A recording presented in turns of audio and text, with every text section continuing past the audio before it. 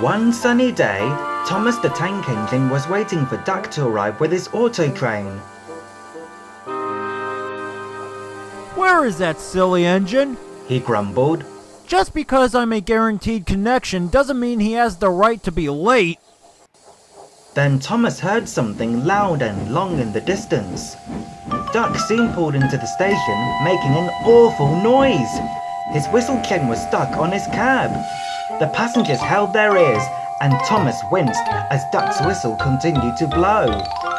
At last, the driver freed the whistle chain, and silence fell upon the station. What's wrong, Duck? Got another egg stuck in your whistle? Chuckled Thomas. Duck rolled his eyes. He'd heard it all before. Honestly, your egg is Percy's porridge.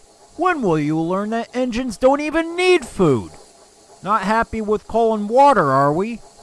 Just then, Toby arrived with Henrietta. Smarten up, Thomas. You're one to talk. Have you forgotten what happened on Edward's branch line a few years ago? Long ago, Thomas was delivering trucks to the docks for Bill and Ben when he hit a farmer's lorry and was covered in eggs. We do not like being reminded of the incident. Pah! Huffed Thomas as he puffed away with his passenger train. Toby grinned at Duck as he and Henrietta set off.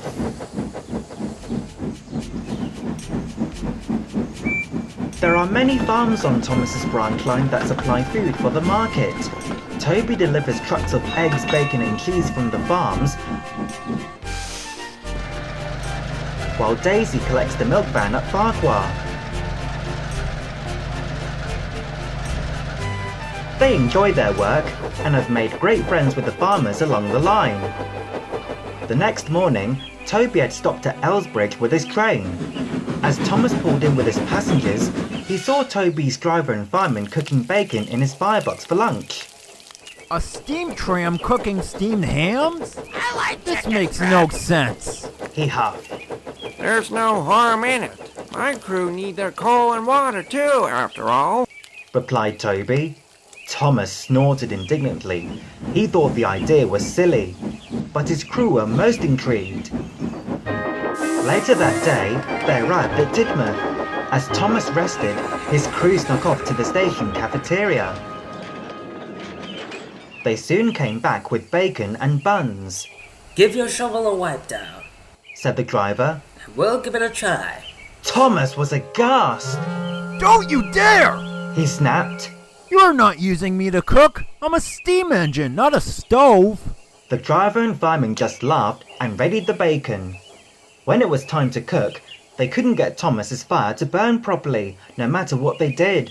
Come on, Thomas, said his driver crossly. Thomas huffed, and the flames flickered fiercely.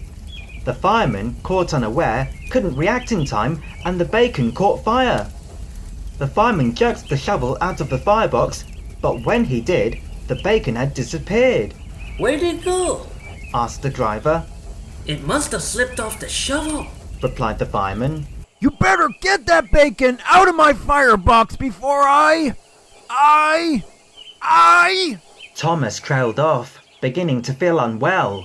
Suddenly, with a huff and a blow, he gave a great sneeze. Bacon shot from his funnel like a rocket, landing on a smoke box. One strip landed right on his nose. Ouch! Exclaimed Thomas. Get it off! Get it off! The driver and fireman ran to see if Thomas was all right, but they couldn't help but laugh when they saw the bacon clinging to his nose. Haven't had much luck with food, have you, Thomas? First eggs, and now bacon. Shall we fetch some buttered toast for you?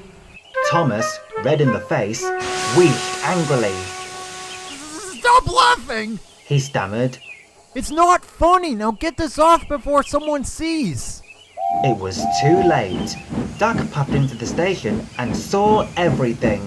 Oh dear, He remarked. not content with coal and water, are we? Honestly, Thomas, when will you learn engines don't need food?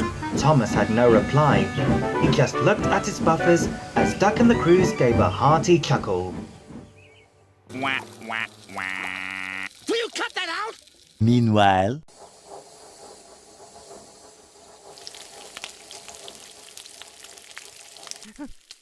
No! No! No! Don't you even think about it! It's my bacon! This is my bacon, motherfucker!